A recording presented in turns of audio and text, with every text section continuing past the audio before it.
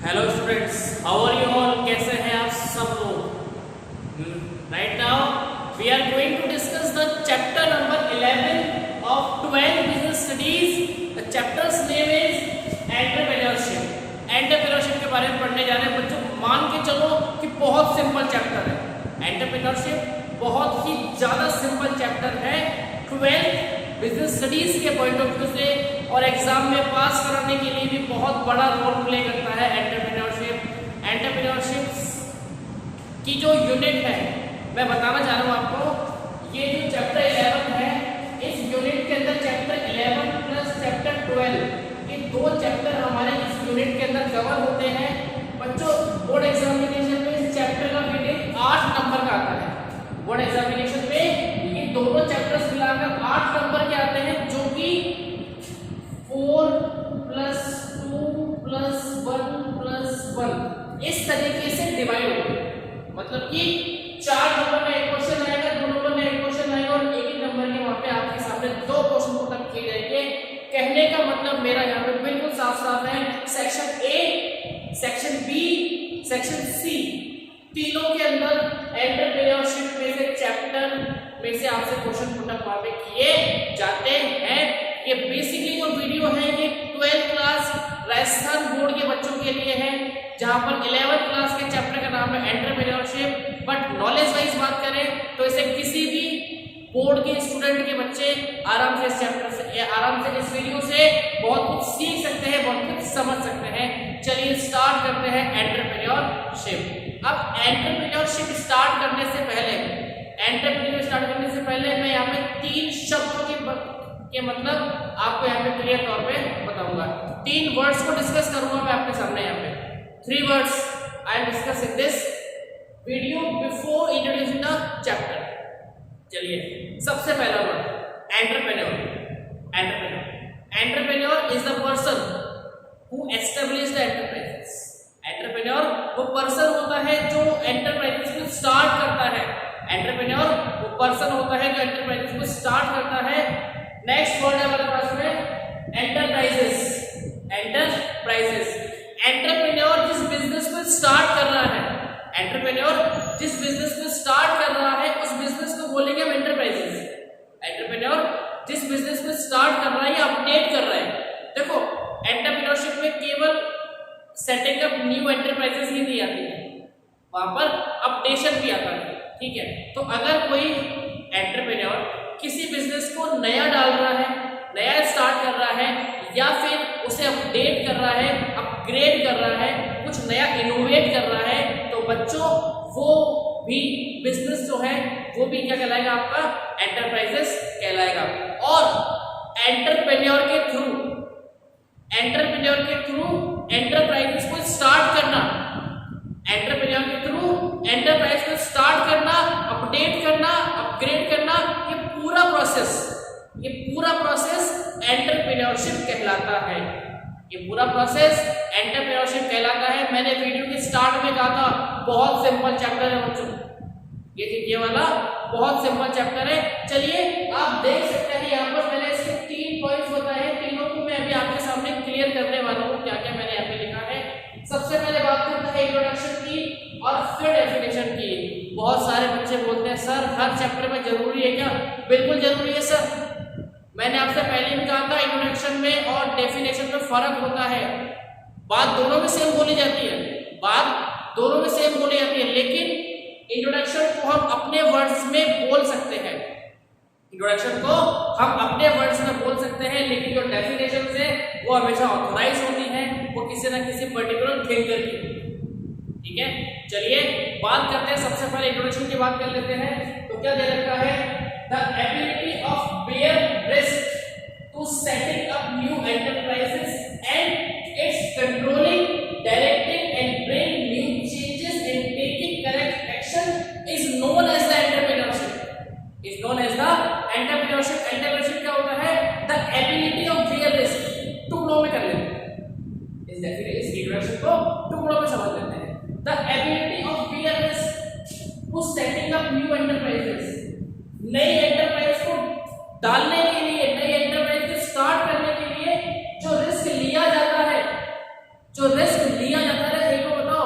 मैंने 10 लाख रुपए डालकर अपना बिजनेस स्टार्ट किया, मैंने 10 लाख रुपए डाल के अपना बिजनेस स्टार्ट किया, मतलब वहां पर 10 लाख रुपए का मैं रिस्क ले रहा हूं ना सर, क्या गारंटी है कि प्रॉफिट होगा?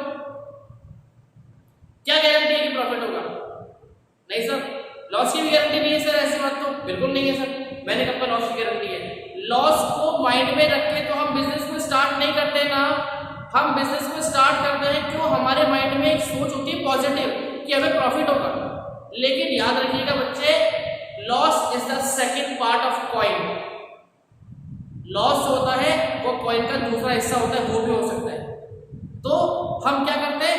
रिस्क लेते हैं। The ability of bear risk, the ability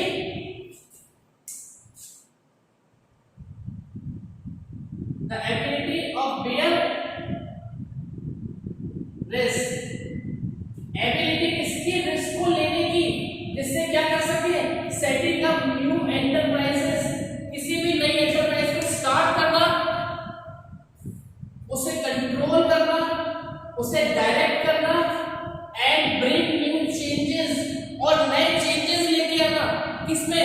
enterprise में भी लेके आ सकते हैं, प्रोडक्ट में भी लेके आ सकते हैं। एंटरप्राइज में भी लेके आ सकते हैं, उसकी पॉलिसी में भी लेके आ सकते हैं, उसकी स्ट्रेटेजी में भी लेके आ सकते हैं, और प्रोडक्ट्स में भी लेके आ सकते हैं।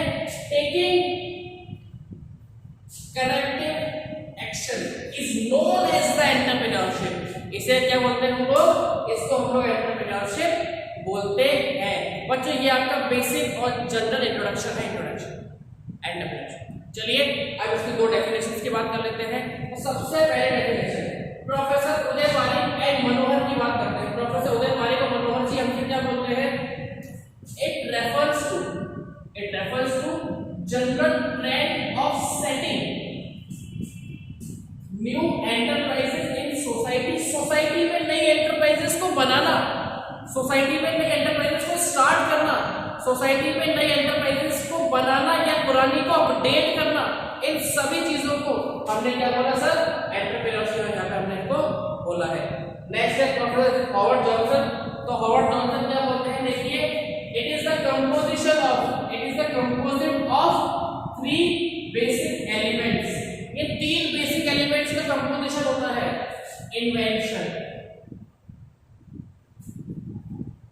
इनोवेशन और adaptation. Invention, innovation and adaptation. मतलब आप सबको अच्छी तरीके से पता है, दोनों में फर्क होता है। दोनों का फर्क बता देता हूं। इन्वेंशन का मतलब होता है कुछ नया क्रिएट करना। इन्वेंशन का मतलब होता है कुछ नया क्रिएट करना, और इनोवेशन का मतलब होता है कोई नई टेक्निक लेके आना, कोई नई टेक्निक लेके आना जिससे प्रोडक्ट को अपडेट किया जा सके। कोई नई टेक्निक लेके आना जिससे प्रोडक्ट को अपडेट किया जा सके, वो कहलाता है आपका इनोवेशन। क्या कहलाता है आपका? वो इनोवेशन। इन्वेंशन कुछ नया क्रिएट करना, कुछ नया बनाना, राइट। चलिए ये इन दोनों की डेफिनेशन से हम बिना टाइम वेस्ट करे आते हैं इसके नेचर के ऊपर।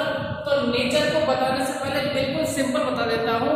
किसी भी नई एंटरप्राइज को क्रिएट करते समय, किसी भी नई एंटरप्राइज को क्रिएट करते समय बच्चों याद रखिएगा, उस प्रोड्यूसर की एक मेंटालिटी होती है।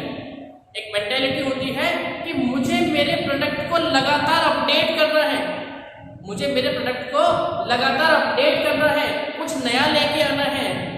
आज हम वो बाबा आदम के जमाने की बात नहीं कर रहे कि एक बार वो प्रोडक्ट बना अब वो वैसा ही रहेगा 10 साल तक। वो 10 साल तक वैसा ही रहेगा जब तक डिमांड में चेंज करने के लिए नहीं बोला जाए उसको। जब तक उसको चेंज करने के लिए नहीं बोला जाए तब तक हम उसको चेंज नहीं करेंगे। वो जिस पैटर्न पे आ रहा है वैसा ही रहेगा। और आज ऐसा नहीं होता। आज प्रोडक्ट जिस दिन मार्केट में लॉन्च होता है ना, आज मार्केट में जिस दिन प्रोडक्ट लॉन्च होता है उसी दिन उसके अपडेशन की स्ट्रेटेजी बना ली जाती है कि अब इसे क्या अपडेट किया जाए, अब इसे क्या अपडेट किया जाए, अब इसे किस तरीके से काम किया जाए। उसी के ऊपर काम वापस स्टार्ट हमारा हो जाता है। ठीक है, अगर अपडेशन नहीं होता ना तो आईफोन 11 प्रो नहीं आ पाता, आईफोन 11 प्रो नहीं आ पाता। उसी को बोला गया है इनोवेशन। क्या बोला गया उसका यहाँ पे? इनोवेशन। तो बच्चों इनोवेशन का मतलब होता है कुछ ना कुछ नया इनोवेट करना, कुछ ना कुछ नया इनोवेट करना, उसको अपडेट करना, प्रोडक्ट को अपडेट करना। प्रोडक्ट को अपडेट करना, अपनी एंटरप्राइज को अपडेट करना, ये सब किसके पार्ट में, इनोवेशन के पार्ट होता है। मैं पहले बता चुका हूँ आपको, अभी मैंने बताया आपको कि पहले की बात हुआ करती थी, पहले की बात कि इनोवेशन बहुत लंबे लंबे समय बाद होते हैं। अब इनोवेशन तुरंत चुटकियों में सारे काम इनोवेशन के अंदर होता है। जैसे ही मार्केट में वीवो V17 आया, जैसे ही मार्केट में वीवो V17 आया, वैसे ही वीवो ने V19 की स्क्रिप्ट बना ली थी, वैसे ही V19 की स्क्रिप्ट बना ली थी। और जैसे ही V19 मार्केट में आया, वैसे वो कौन सी सीरीज थी, वीवो X की सीरीज जो है उसकी स्क्रिप्ट मार्केट में आ गई। तो वो क्या है, इनोवेशन ही तो है। तो innovation is the basic element of entrepreneurship. Innovation जो होता है बच्चों, वो बेसिक एलिमेंट होता है एंटरप्रेन्योरशिप का, और सबसे मेन फैक्टर होता है। ठीक है, इनोवेशन के बिना एंटरप्रेन्योरशिप अधूरी है। इनोवेशन के बिना एंटरप्रेन्योरशिप अधूरी है। जब तक इनोवेशन नहीं होगा तब तक एंटरप्रेन्योरशिप ठीक से रन नहीं कर पाएगी। कैसे करेगी सर, बहुत सारी फर्में हैं मार्केट के अंदर, मार्केट में बहुत सारी फर्में। अगर हमने अपने आप को अपडेट नहीं किया, तो हमारा अस्तित्व खत्म हो जाएगा। हमारा अस्तित्व जो है, जो हमारी एग्जिस्टेंस है, वो खत्म हो जाएगी मार्केट से, अगर उसको अपडेट नहीं किया तो। चलिए नेक्स्ट बात करते हैं, entrepreneurship is the creative activity. बच्चों ये क्रिएटिव एक्टिविटी होती है, कुछ ना कुछ नया क्रिएट करना पड़ता है, कुछ ना कुछ अपने आप को अपडेट करके ये साबित करना पड़ता है कि हम क्रिएटिविटी है, हमारे में क्रिएटिविटी है। चलिए मैं एग्जाम्पल ले लेता हूँ। एग्जाम्पल हमारे फेवरेट कौन है, सब जानते हैं, पूरा वर्ल्ड जानता है हमारा फेवरेट कौन है। एक तो मिस्टर एक्स, एक तो मिस्टर एक्स और एक मिस्टर वाई। मिस्टर एक्स और मिस्टर वाई दोनों ने अपनी एक ग्रोसरी की शॉप खोली, नहीं खोली, ठीक है।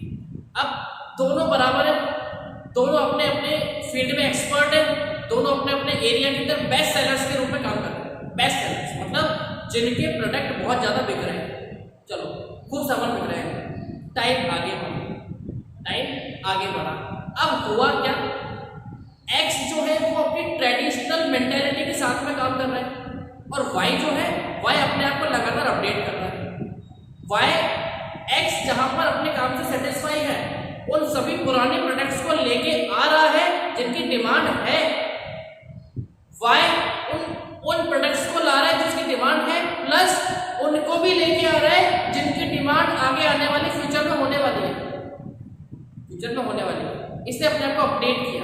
क्रिएटिविटी बोलते हैं बच्चों उसको, हम लोग उसको क्रिएटिविटी बोलते हैं। लॉकडाउन के अंदर एक्स ने भी काम किया, वाई ने भी काम किया। अब दोनों के काम में क्या फर्क था, लॉकडाउन में एक्स ने केवल 10 दिन काम किया, जब तक उसको छूट मिली आने जाने की शॉप पे, और वाई ने पूरे 3 महीने काम किया। कैसे काम किया, वाई ने फैसिलिटी स्टार्ट कर दी, फ्री होम डिलीवरी। अब क्या है, ये एक्स्ट्रा एक्टिविटी तो है,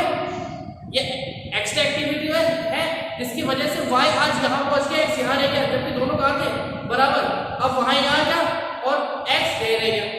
तो जब तक आप अपने आप को क्रिएटिव नहीं करोगे, तब तक आप एंटरप्रेन्योरशिप के संसार में, एंटरप्रेन्योरशिप की दुनिया में काम नहीं करोगे।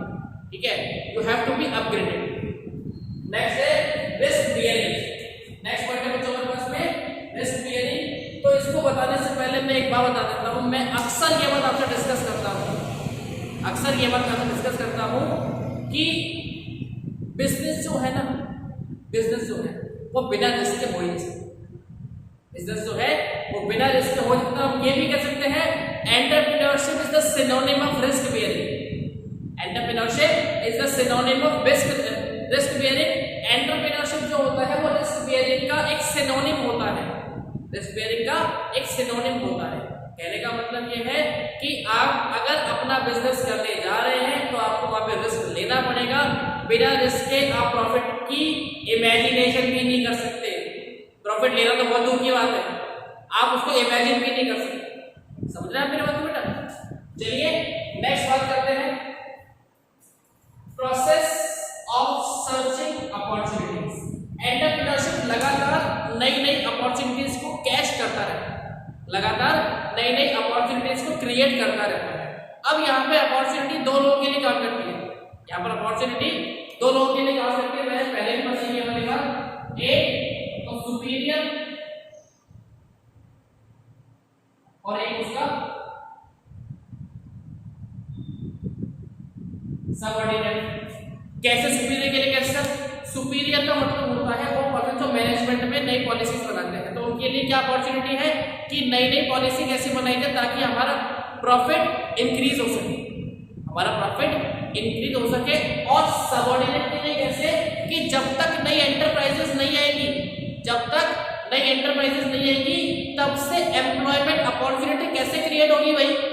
तो नई एंटरप्राइज डाली जाए, पहली बार नई पॉलिसी बनेगी जिससे काम इजीली हो सके, नई एंटरप्राइज आ सके, और जैसे ही नई एंटरप्राइज आएगी सबऑर्डिनेट के लिए भी अपॉर्चुनिटीज क्रिएट हो जाएगी।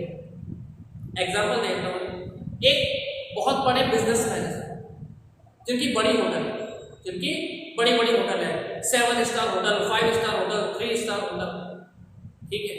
अब उनका माइंड पर स्ट्राइक किया, माइंड स्ट्राइक क्या किया कि यार इंडस्ट्रियल एरिया के अंदर जो मजदूर रहते हैं, इंडस्ट्रियल एरिया के अंदर जो मजदूर रहते हैं वो सुबह काम पे जाते हैं, शाम को आते हैं, थक जाते हैं, तो खाना कहाँ पे खाते हो? अब सीधी सी बात है कि मजदूर हैं तो 3 स्टार में तो खाना खा नहीं पाएंगे सर, 7 स्टार तो उनके लिए बहुत सपने देखने जैसी बात है। तो एक काम करते हैं, इनके लिए एक टिफिन सेंटर खोल देते हैं, इनके लिए एक टिफिन सेंटर खोल देते हैं, बढ़िया खाना खाएंगे और हमारी भी इनकम जनरेट होगी। क्या कहलाएगा ये? अपॉर्चुनिटी से कहलाया। पर लगातार वो अपॉर्चुनिटीज को सर्च करते रहते हैं कि हम क्या नया कर सकते हैं। एंटरप्रेन्योरशिप के प्रोसेस के अंदर, एंटरप्रेन्योरशिप के प्रोसेस के अंदर जो एंटरप्रेन्योर है वो लगातार सर्च करेगा इस चीज को, लगातार इस चीज को सर्च करेगा कि मैं क्या नया करूं, अब मैं क्या नया करूं, मैं अपॉर्चुनिटीज को किस तरीके से सर्च करूं, मैं क्या क्या अपॉर्चुनिटी अब निकालूं, मैं क्या नई स्ट्रेटेजी लेके आऊं, क्या नई पॉलिसी लेके आऊं जिससे मेरा बिजनेस अच्छा हो सके, जिससे मेरी एंटरप्राइजेस और अपडेट हो जाए, अपग्रेड हो जाए, ठीक है। नेक्स्ट है based on principles not intuitions. बहुत सिंपल है, आप जानते हैं इसको कि बिजनेस जो है वो इंट्यूशन पे काम नहीं करता सर। सपना आया रात को, हाँ भाई लक्ष्मी जी बोली कि चलो कल से स्टार्ट करो शॉप, प्रॉफिट ही प्रॉफिट होगा, नहीं वैसे प्रॉफिट नहीं होगा, पॉलिसी बनाने से प्रॉफिट होगा, ऐसे प्रॉफिट नहीं होगा, पॉलिसी बनाने से प्रॉफिट होगा। कैसे प्रॉफिट होगा कि आप अपनी स्ट्रेटेजी बनाओ कि मुझे क्या करना है, मुझे जब मेरी शॉप खोलनी है तो मुझे कस्टमर से डील कैसे करनी है, ये प्रिंसिपल है, मुझे मेरे कस्टमर से डील कैसे करनी है, ये प्रिंसिपल है, मुझे मेरे कस्टमर को सर्विस क्या देनी है, ये प्रिंसिपल है, आफ्टर सेल सर्विसेज क्या देनी है, ये प्रिंसिपल है। ये सब देंगे ना तो प्रॉफिट आएगा, इंट्यूशन से प्रॉफिट नहीं आएगा। तो एंटरप्रेन्योरशिप में क्या होता है, एंटरप्रेन्योरशिप में केवल प्रिंसिपल्स काम करते हैं, इंट्यूशंस काम नहीं करते, सिद्धांत काम करते हैं सर। जितने भी मैनेजमेंट के प्रिंसिपल्स हैं सब काम करते हैं, यहाँ पे इंट्यूशन का कोई रोल नहीं होता है। नेक्स्ट है प्रोफेशनल एक्टिविटी। आज से कई साल पहले की बात करूं, आज से कई साल पहले की बात करूं तो बिजनेस के अंदर प्रोफेशनल्स का होना कंपलसरी नहीं होता, केवल दिमाग चाहिए होता, ठीक है। मिस्टर धीरूभाई अंबानी, कौन सी डिग्री उनके पास है? कोई नहीं है। जमशेद जी टाटा में पहला प्लांट जब लगाया था ना जमशेदपुर के अंदर, तब कौन सी डिग्री थी, कौन सा MBA था, कौन सा BBA था, कौन सा CA/CS थे? नहीं थे ना, दिमाग था। लेकिन वो बात बहुत पुरानी है, वो बात बहुत पुरानी है। आज now we are living in the age of globalisation, we are living in the age of globalisation. हम ग्लोबलाइजेशन के दौर में रह रहे हैं, हम ग्लोबलाइजेशन के दौर में रह रहे हैं। और इस दौर में अगर हम प्रोफेशनल नहीं होंगे, हमारे पास जो काम कर रहे हैं, हमारे जो सबऑर्डिनेट्स हैं, हमारे जो कलीग्स हैं, उनके पास प्रोफेशनल डिग्री नहीं होगी तो हम प्रेजेंट मार्केट में स्टैंड नहीं कर पाएंगे। तो सबके पास में एक प्रोफेशनल डिग्री होनी चाहिए, डिप्लोमा होना चाहिए, ताकि आगे हमारे जो रास्ता है, जो हमारा वे है, वहाँ पे कोई प्रॉब्लम नहीं, हम वहाँ पे इजीली काम कर पाए। चलिए आज मैंने आपके सामने इसका इंट्रोडक्शन बताया, इसकी डेफिनेशन बताई, इसका नेचर बताया। नेक्स्ट वीडियो के अंदर मैं एंटरप्रेन्योरशिप को अभी खत्म नहीं कर रहा हूँ, मैं नेक्स्ट वीडियो के अंदर इसके जो आपके इंपॉर्टेंस है उस पर डिस्कस करूंगा। टिल देन बाय बाय नहीं, अभी बाय बाय नहीं, सुनिए मेरी बात। इस पूरे टॉपिक पे कोई भी प्रॉब्लम हो, इस पूरे टॉपिक पे कोई भी प्रॉब्लम हो तो आप मुझे मेरे व्हाट्सएप नंबर पे कांटेक्ट कर सकते हैं 7737616695। This is my WhatsApp number. आप मुझे मेरे व्हाट्सएप नंबर पे कांटेक्ट कर सकते हैं। आप मुझे, अगर आपको जूम पे या गूगल मीटिंग पे या किसी भी पर्टिकुलर डिवाइस पर किसी भी पर्टिकुलर एप्लीकेशन से ऑनलाइन क्लासेस की रिक्वायरमेंट हो तो आप मुझे इस नंबर पे कांटेक्ट कर सकते हैं। We provide the classes on Zoom. हम जूम पे क्लासेस अवेलेबल कराते हैं, हम गूगल मीटिंग पे क्लासेस अवेलेबल कराते हैं, और भी कई एप्लीकेशन है वहाँ पे हमारी क्लासेस रनिंग के अंदर है। तो आपको हमारी क्लासेस अगर आगे लेनी हो, हमारी वीडियोस और देखने हो, सबसे पहले काम क्या करना है आपको, आप कहीं भी रहते हो, आप राजस्थान में हो, आप गुजरात में हो, आप उत्तर प्रदेश में हो, आप मध्य प्रदेश में हो, फर्क नहीं पड़ता। आप इस नंबर को आपको सिर्फ व्हाट्सएप पे ऐड करना है, इस नंबर को आपको सिर्फ व्हाट्सएप पे ऐड करना है। बाकी आगे की इंफॉर्मेशन हम आपको वहाँ पे अवेलेबल करा देंगे कि हमारी क्लासेस के लिंक हम वहाँ पे शेयर करते हैं। आप उन लिंक्स को शेयर करके मीटिंग क्लासरूम के अंदर आकर लाइव क्लासेस को एंजॉय कर सकते हैं और बहुत कुछ सीख सकते हैं। Till then bye bye, thank you.